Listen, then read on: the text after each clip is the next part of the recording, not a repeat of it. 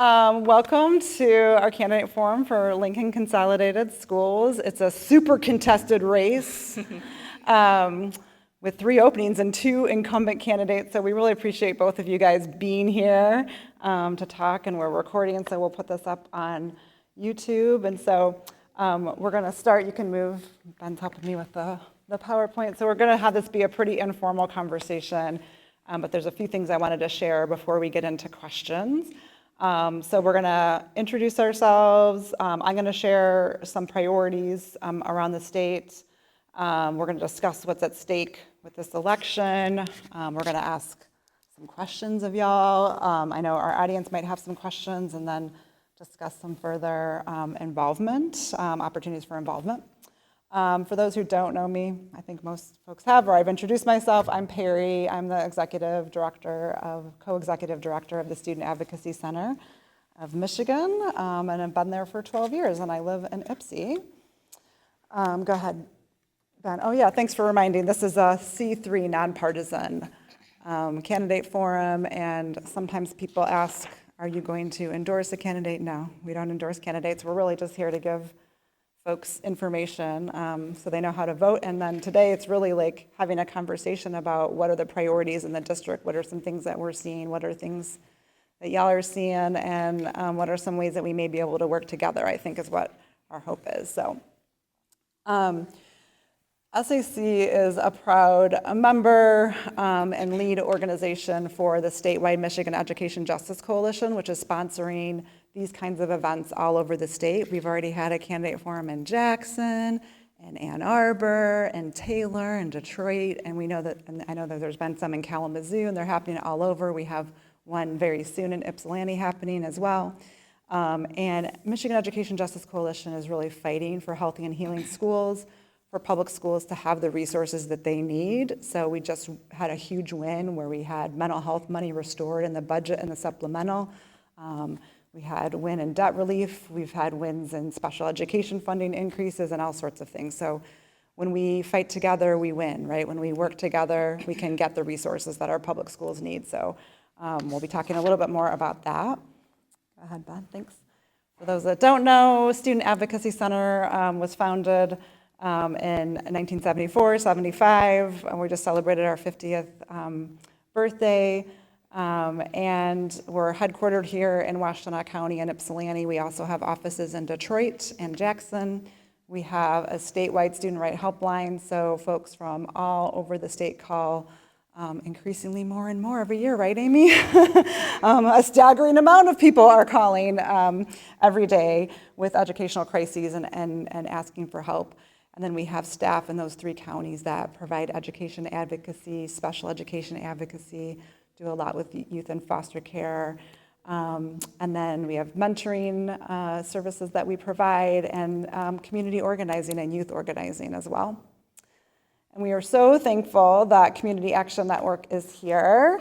They are one of our partners, and they partnered with us 2 years ago for this forum as well. They partner with children, youth, and families from under-resourced Washtenaw County neighborhoods to create better futures for themselves and improve the communities in which they live.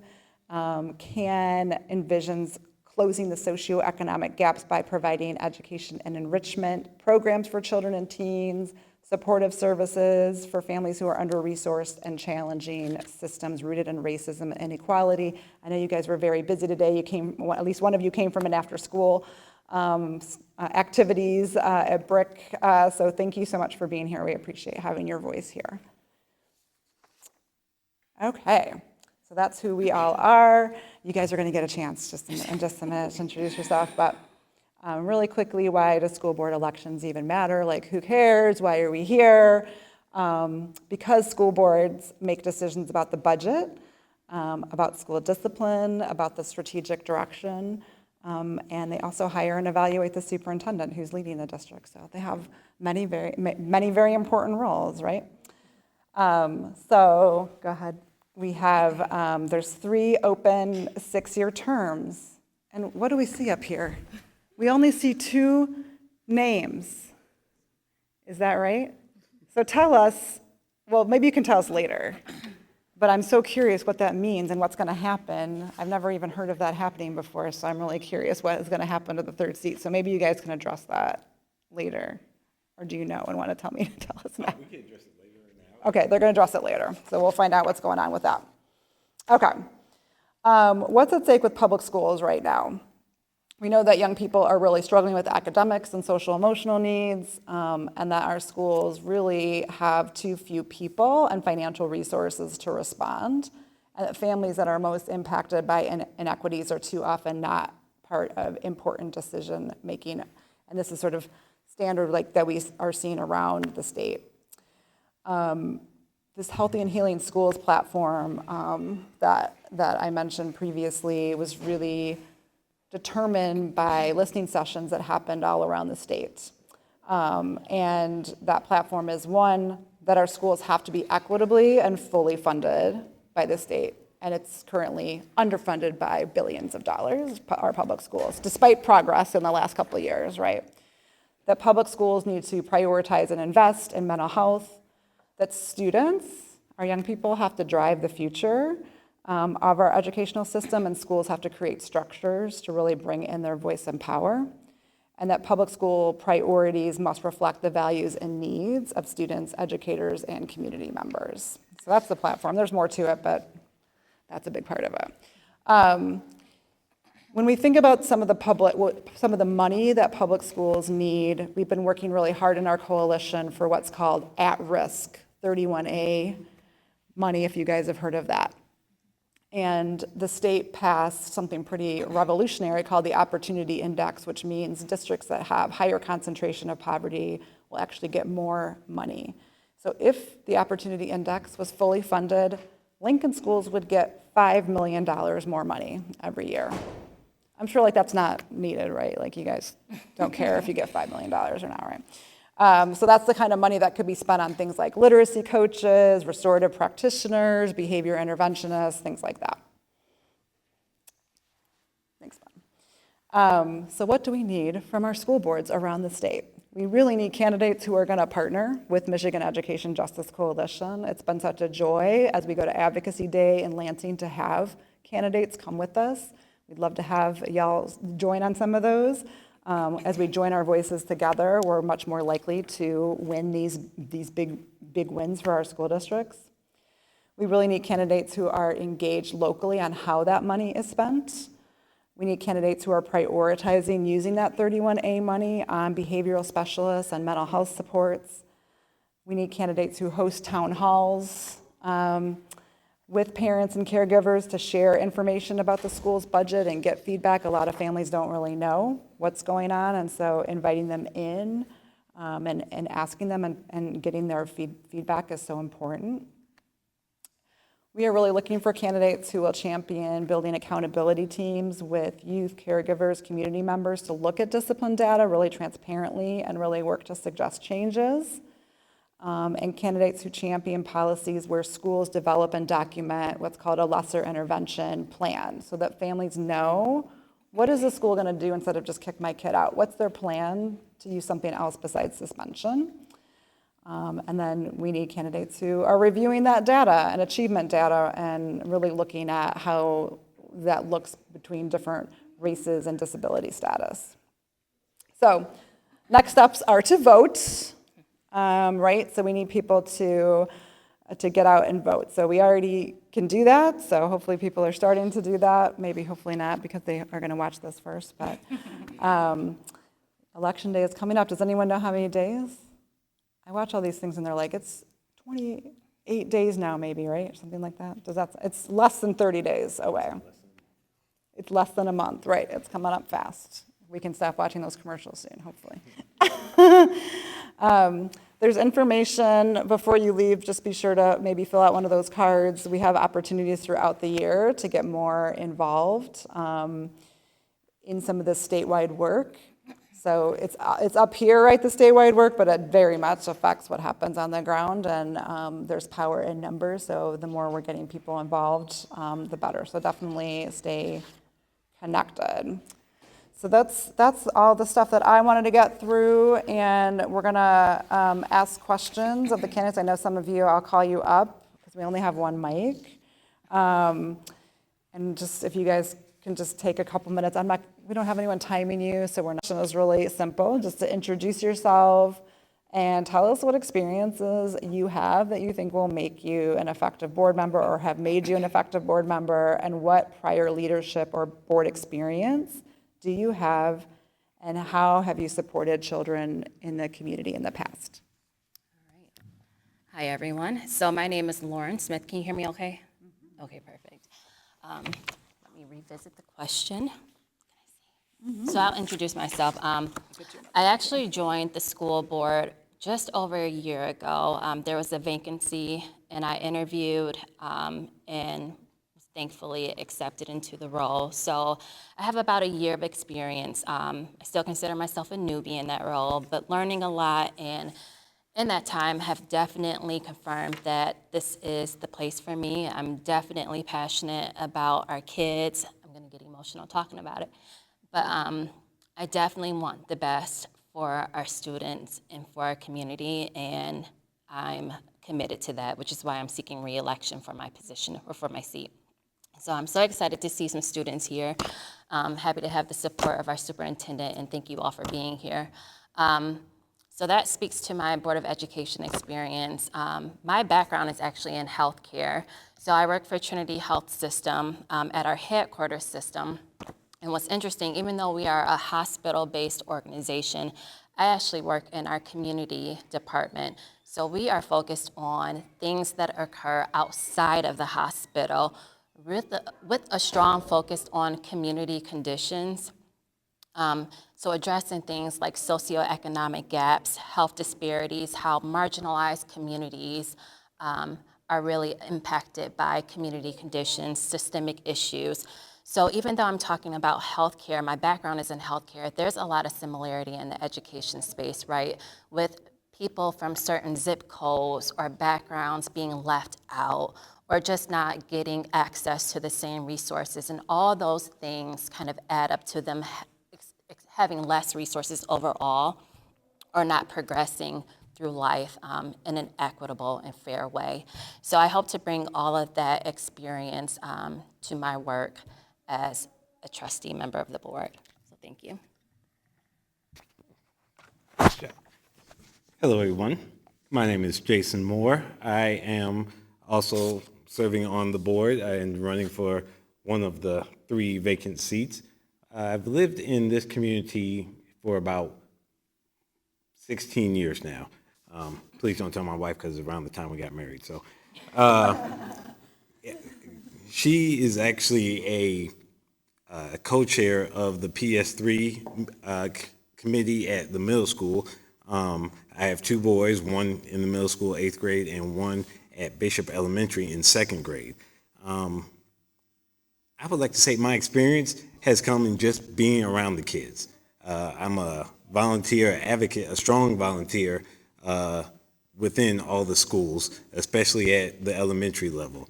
And just being able to, be an example, be there and let kids know and just talk with them. I help them with any of their studies, whether it's math, English, recess. I excel at recess and gym. Those are my strong suits. But just being with the kids, talking with them, letting them know that, finding out what's important to them and what they're looking forward to do, good days, bad days, and just making sure that they understand that they're not in this by themselves. So that's kind of where my experience comes from. My professional career is I'm a photographer, videographer, but like I said, I've been volunteering since my oldest was in kindergarten. That's actually where I met our superintendent, who was then the principal at Bishop Elementary. I also helped co-found the Men of Lincoln, which is a group that helps encourage men to be more engaged in the schools at all the levels, not just the elementary, but the middle school and the high school level.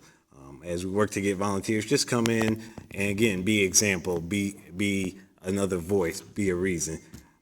I've talked with kids, helped with them on their sports teams, and just continuing to allow them to pick my brain, allow them come up and just think that, while don't get me wrong, the women in the school system are wonderful, but there are a lot of them, and our youth don't see a lot of men in the schools.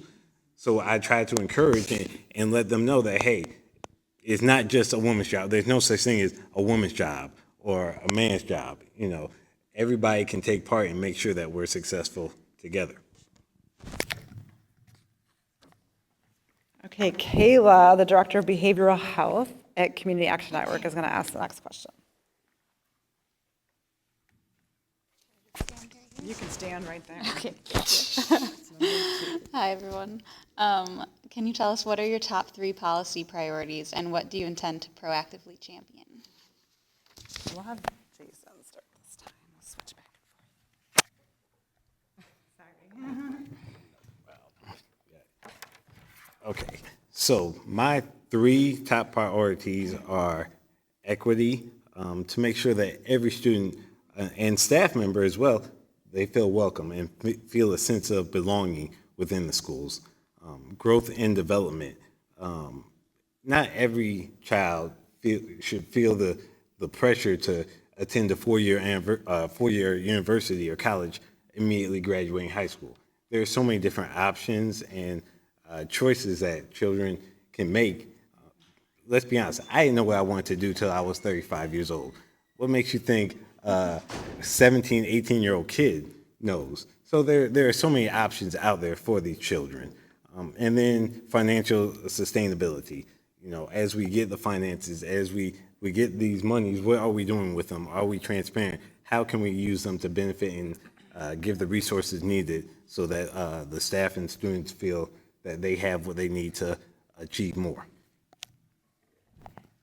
Well said. So I have a lot, and I'm going to list them all because I could not pick my top 3. I will say at the very top, though, student success and academic achievement will be the precursor. You know, that's going to be the top tier priority. But following that, as I list my list, you'll see that they're all kind of interconnected, and I think each of these kind of supports and builds up the other one. So I have equity and inclusion, so I will always be an advocate and a champion for building an equitable and inclusive environment and making sure that resources are equitably distributed. Another one is building strong relationships, not just with our students, but with our teaching staff, with the community members. It's really important that people know that this is a partnership.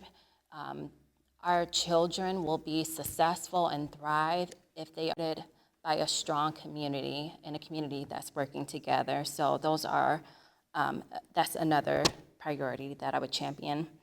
For Lincoln specifically, you know, making sure that our students arrive on the campus into facilities that are safe, they're maintained, they're modernized. So looking to always improve our school facilities will be an area of priority. I also have financial alignment and transparency, so making sure that as a board, as a district, that we are clear and transparent about our financial state, resources, and how those resources are being used and distributed. Let's see, just making sure I went through my entire list. Oh, and then the other one I'll add is just supporting the well-being of our students. So this means connecting to mental health resources, social support, and overall just making sure that we address the whole person when we talk about students. Regularly attend meetings. So in no particular order, I think with everything that we do, we'll try to make sure that we are as communicative as possible. So making sure that we communicate with our parents, the teachers, the whole community, and share information and progress as often as possible, making sure that that information is accessible. We know that more people are using social media and apps and things like that. So how can we, you know, learn what our communities need in terms of being able to access that information easily? And then something that Jason mentioned when he talked, when he was giving his experience, but you know, I have kids in the elementary, middle school, and high school, so I'm here a lot. But it's connecting with other parents and other students and making ourselves open to talking with them and hearing from them, getting their feedback. So I think that would be priority for me, is making sure that people feel comfortable coming to talk with me, sharing their concerns, and that we actually follow through on what we say. We may not be able to resolve and address everything, but I think if we're honest with that, where we stand with their particular issue or concern, I think that will build trust and transparency, and I do think the community as a wide would appreciate that.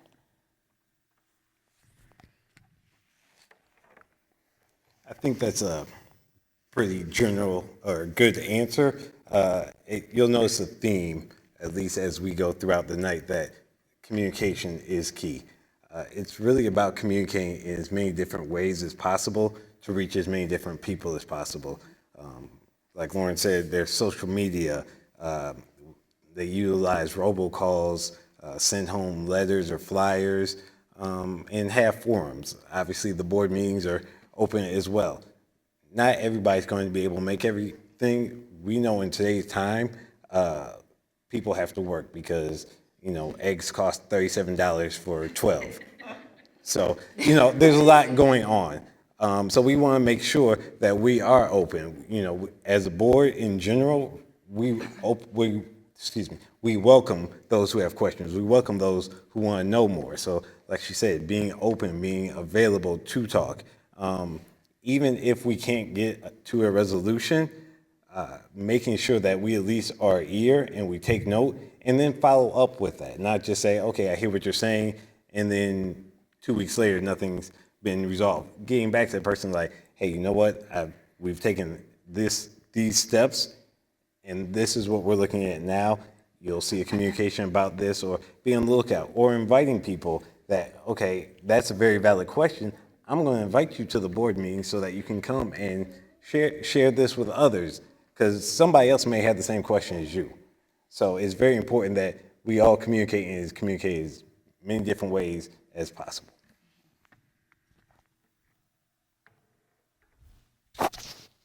Okay, Libby. Libby's the director of Brick Community Center and has our next question. So, what positive approaches will you champion to support student mental health and socio-emotional needs? And secondly, how will you fight the school to prison pipeline?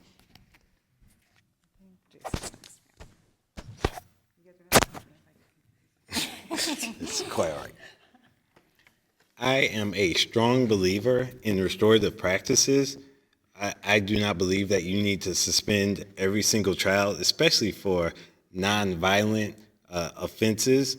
There are things that have consequences. Everything has a consequences. As I told my 13-year-old, everything you do is going to have a consequence, good, bad, or indifferent. But if it's your first offense, there are different ways. And again, as I mentioned before, communication. Let's talk. Let's find out. It's a learning opportunity in order to get better, to improve. It could have just been a bad decision. I know we have kids in the building, in the room, but we were all kids once. Who hasn't made a mistake or a lapse in judgment when choosing how to react in 7th grade? So every child has to take the opportunity to learn these things. And it's really important that we get more social workers. We're working on that. I know that we've talked about that just in conversation in general. We would love to have a social worker at every single building within the district. It's not there right now, but in the meantime, sometimes it takes us just talking and finding out what led to that decision and how we could make a better decision as a team, as an individual, as a child, as an educator, as an administrator. So there is opportunity for us to all learn from each other as we grow. One of the most important things is making sure that we do follow the procedures and processes. So, and we can't just allow for our favorites to get passed because we like them, or the people that we don't like, they're automatically labeled a bad kid and have a suspension on their record, which goes on their permanent record, and now they have a reputation. So that goes with them. And heaven forbid it happens when you're in middle school or elementary school and carries all the way through to your senior year. So then it seems like you have that negative connotation in terms of trying to improve and you don't get the benefit of the doubt. So there are steps I believe that everybody can take, that we make sure that every child gets a fair shake. Being on some of the disciplinary boards and reviews that we've had as in the school, because let's be perfectly honest, it has happened. So as we sat there and listened to these kids, sometimes it's really about talking. So we're not going to just automatically hand down, well, you're suspended for 180 days or 30 days or what have you. It's all about communication and finding out what steps and what alternative purposes we can use. Again, using restorative practices as mentioned earlier.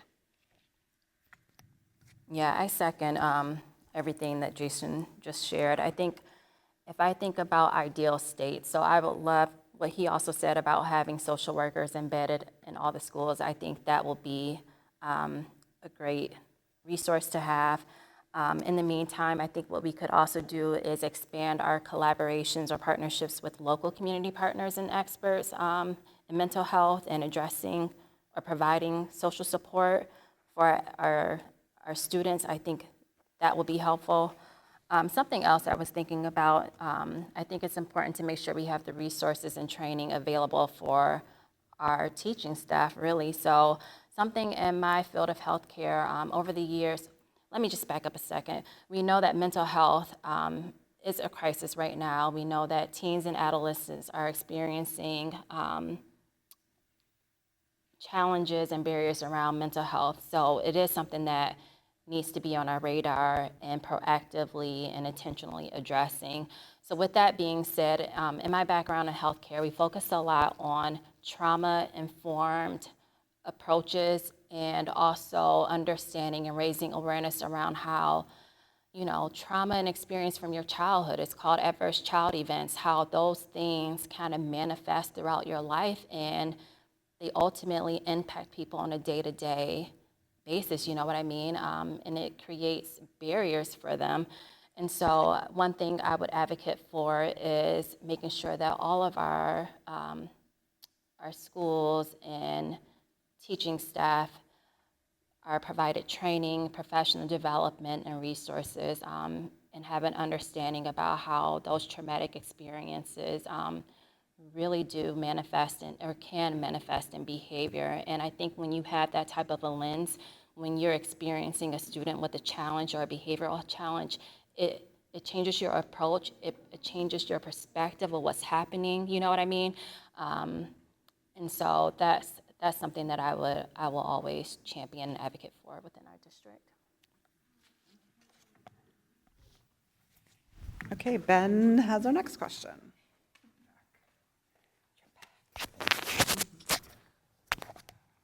How do you intend to protect students from abuse, bullying, and discrimination, specifically those marginalized due to their sexual orientation, gender identity or expression, race, and disability status? Yeah, so this is a good question. The first thing that popped in mind when I was thinking about this question is, when I talked about making sure that our district is inclusive, I think a part of that is making sure that our students, and really not just our students, but all of our community, when they come on campus and they're in their buildings, that they feel like this is a safe and welcoming environment. But then also from like a physical, like a security standpoint, something that Bob presented yesterday during the goodness, I can't say it, but district strategic forum was this focus on making sure that our campus is secured, that we have updated security. So I think that is something that we are well aware of, the need of improving and making sure that our students, I keep saying students because they are the focus, but that all people on the campus feel safe and welcomed. The next thing is around awareness building. So I think we just need to continue raising awareness around the importance of accepting our individuality, our uniqueness, and unfortunately, that is work that is ever evolving and will always need to be done, right? But raising awareness will be key to kind of changing behavior. I do believe that. The last thing I would say is just to make sure, as a trustee member, making sure that there are policies in place, right, to make sure that our students feel safe, and when there is an incident, making sure that we follow up in the appropriate way. Yeah, I'll pass it on to Jason. I second all of that. We really want to make sure to create a safe space, a judgment-free zone where everybody feels welcome. Everybody is different, like a snowflake. So we want to make sure that people don't have to worry about consequences because they think differently or act differently or love differently or what have you. Everybody needs to have that opportunity to just be themselves, enjoy, being a kid, or even to the staff, being a staff member. Building trust is a large step, and it takes a while because some people don't trust easily because of past hurts. So it's definitely important that we model this as adults in the room, even as students to younger students and to your peers, modeling, acceptance and understanding and giving grace for people for not. It's okay not to understand something and be able to ask questions about it. One of my favorite people I know what I said. Don't worry, I am educated. It has a quote that they live by, and the quote goes, "They don't care how much you know until they know how much you care." Shout out to Principal Smith at Bishop Elementary, but she definitely abides by making sure that people know that even in the resources that they have within the building, the books have people of color on them, have people that are part of the LGBTQ plus community. So it's not just one particular thing. People that celebrate different holidays. So it's building awareness through the resources that she provides, and I believe that's the same in all the buildings. That's one of those things that definitely needs to be spoken about, so people become more observant and understanding of what is around there, because the world is different. Okay, Erica, our youth organizer, has the next question.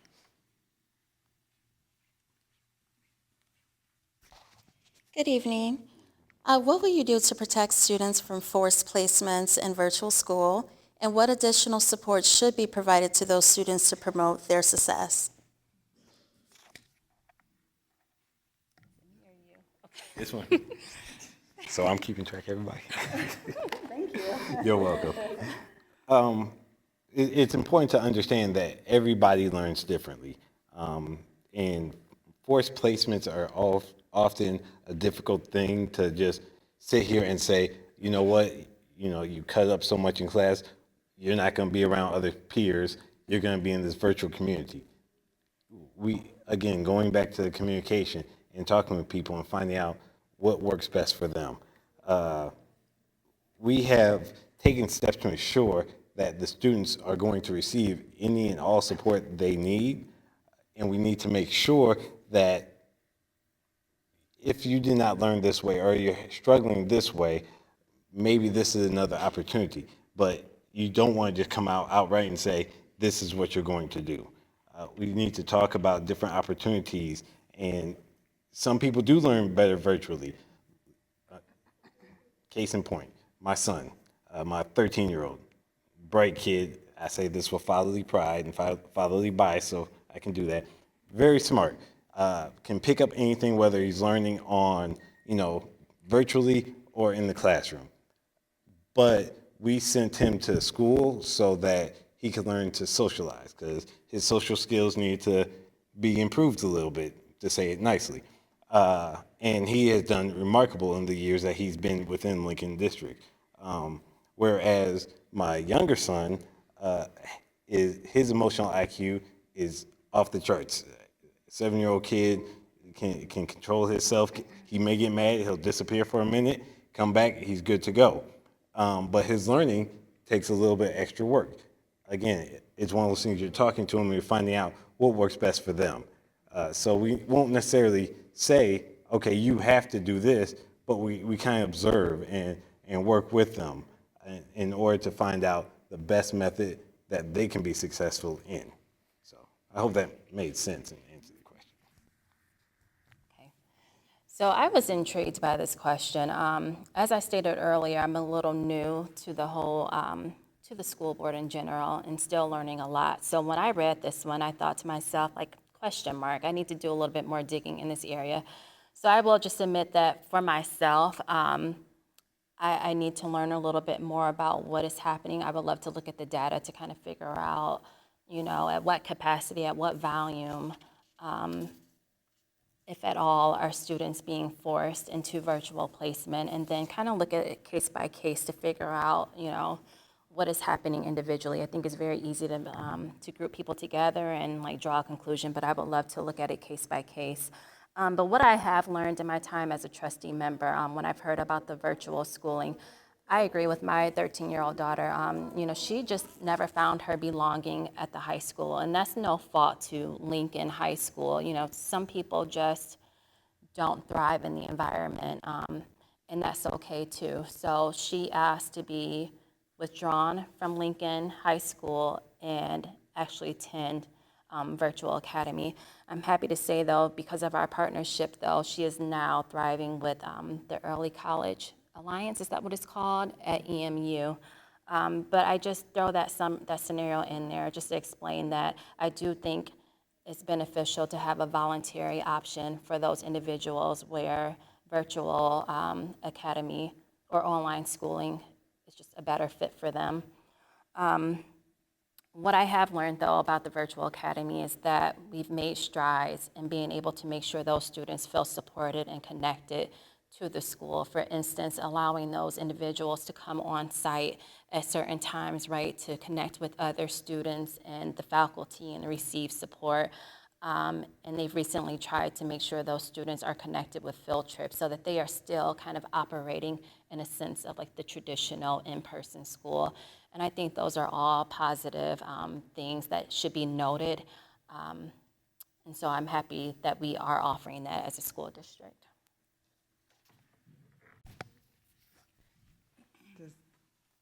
You want to do it? Okay. Erica, it's okay. I'll just ask this question. You don't have to come all the way up. Okay. What should be your school's top spending priorities in the budget? Alternatively, what should not be prioritized or what should be divested in the budget? I was hoping it was your turn. For top spending priorities, what I have here is like undoubtedly whatever resources and tools we need to make sure that our students feel supported and that they are getting the education and resources that they need to be successful. So that's where the top spending I feel should be allocated. Let's see, making sure that we are adequately staffed. So making sure that we are attracting, hiring, and retaining key personnel, specifically teachers, right? Making sure that we are able to provide competitive salaries. So I do feel like they are the glue. They are the glue for making sure that this district is successful, that our students are poured into, and that they are ultimately successful. And those were the two things I have for top spending budget. I, at this point, would not advocate for divesting anything. I just know that as a district, we've been pretty transparent about the need of school improvements, facility improvements, and something that we are actively working on is how can we use other fundings or additional funding, not general funds, to kind of pay for those renovations and improvements that are needing. That way, the the funding allocation and the funding resources aren't being pulled away from the general fund that could go into supporting our students, but that we have other funding available to kind of take care of that capital improvement and facility improvement areas. So that would be the only change that I would make, but not taking any funding away.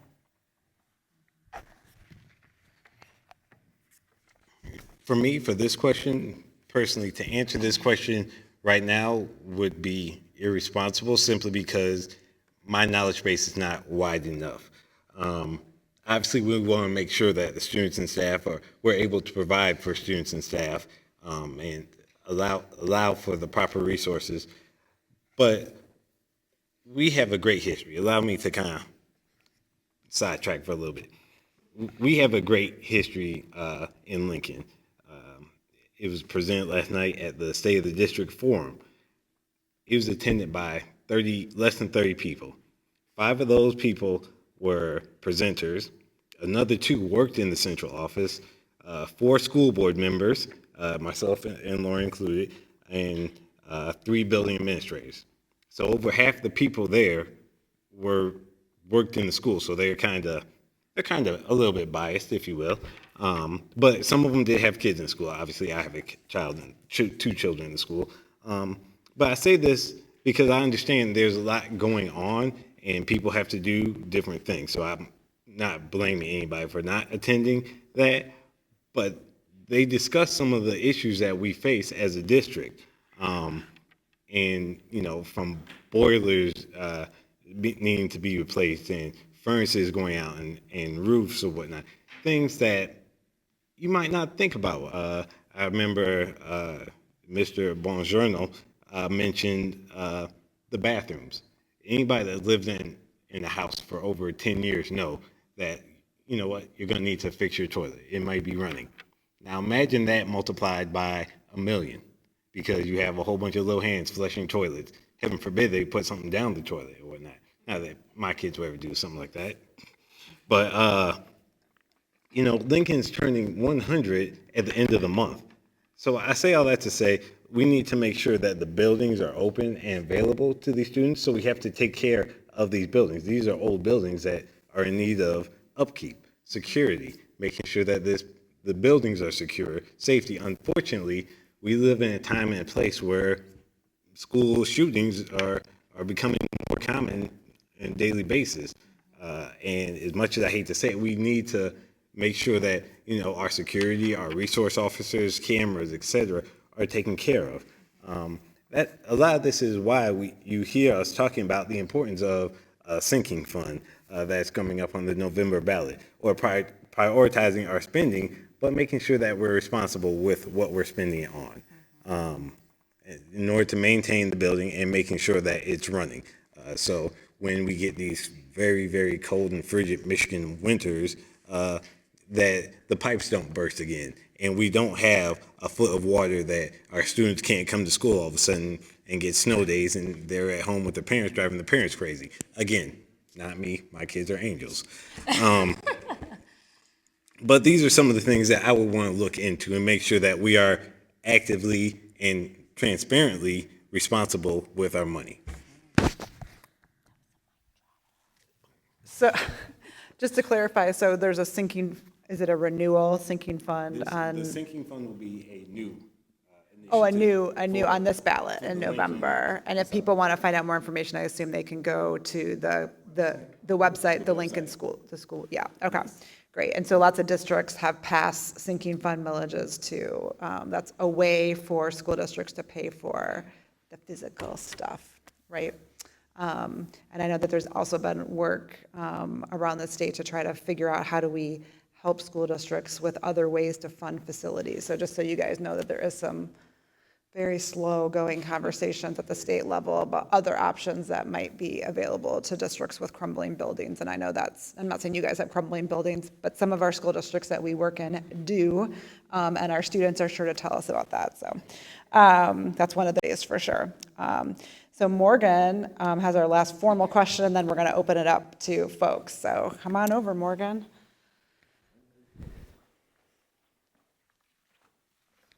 How would you increase transparency and accountability in decision-making as a member of the Board of Education?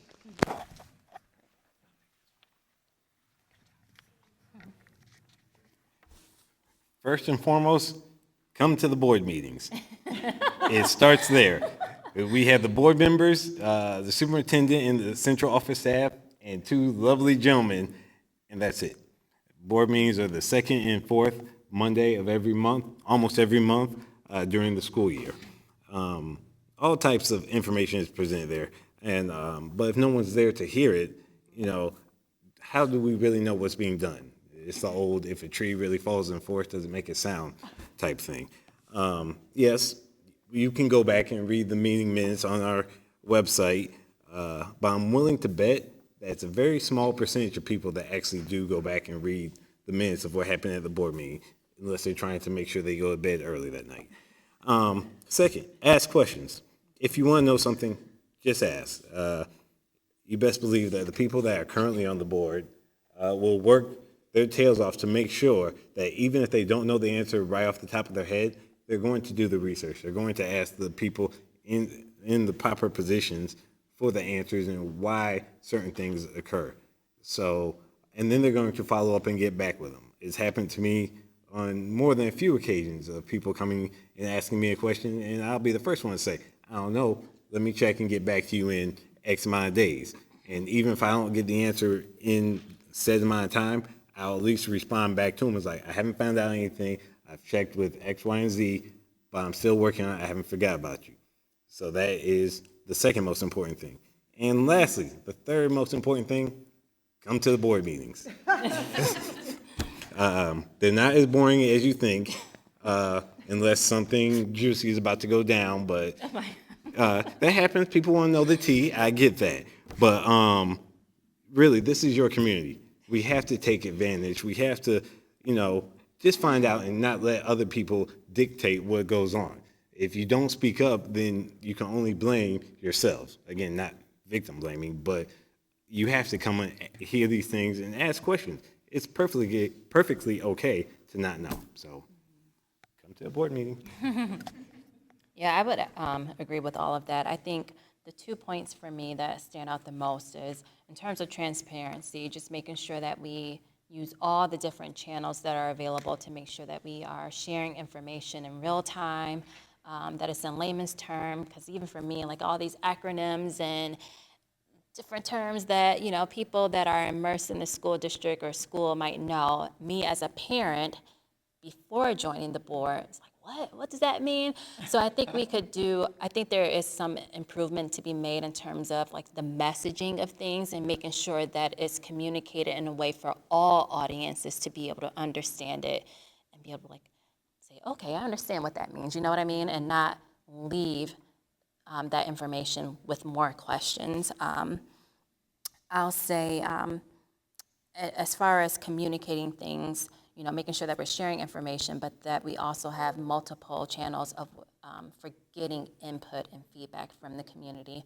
One thing I try to do is really focus on meeting people where they're at. So I think to do that, you have to really learn who your community is, where they function, where they live, how do they communicate, and that takes a lot of time and a lot of investigation or research, but the learnings from that are so vital and so important. So that's one thing that I commit to doing. The last thing is, as far as accountability, is making sure that we follow through on the things that we say we'll do. And for whatever reason, if we're unable to do something, it's just making sure to be as transparent and vocal about that. Because once you erode, the community's trust and the parents' trust and the students' trust, it's really hard to gain that trust back. And the onus is on us to make sure that we are leading by example and communicating and holding ourselves accountable for the goals that we set out. Do we have any audience questions? That got complicated. I don't know how that I think I went behind. I think it's because I went behind you. Do we have an audience question? No? We answered all your questions? Anyone? That's That's great. Okay. Is there any closing, anything else that you guys wanted to share that, well, we never did share what the heck's going to happen with the open seat. So I'll let you each have the mic one more time, but I would like to know that. And then, yeah, anything else you want us to know before we close out, just in time for you to pick up your kiddo. So we'll let you go first. I'm going to let Jason. The funny thing is, so there are 3 open seats, obviously only 2 of us running. And the open seat will be decided, I think, within 30 days by January 31st, I believe.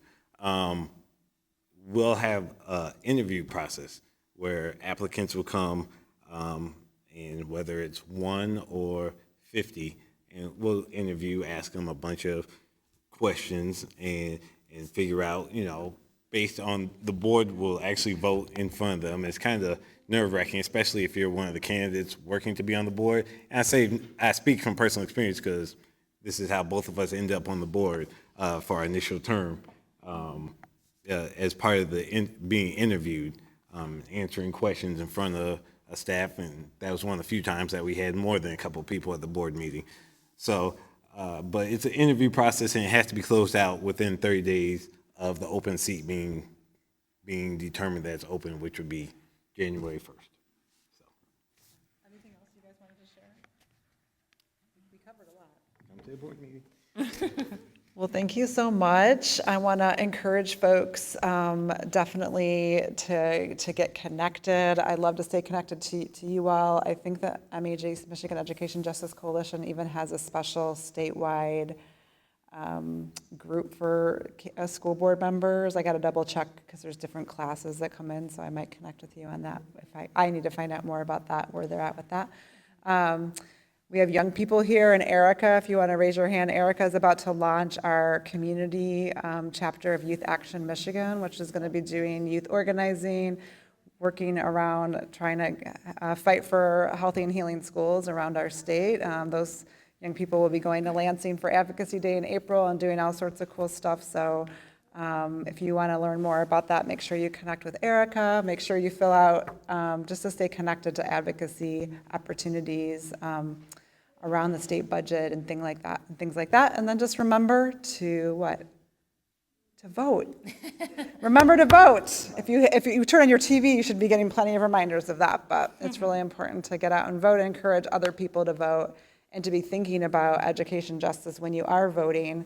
And we're hearing that there's not just school board candidates on your guys' ballot, but that there's an important decision to make to provide more funding and resources for your local school district to give money for facilities. So definitely people should be checking that out as well and going to the Lincoln school board page about that as well. So thank you, everybody. Have a great night. We really appreciate people coming out.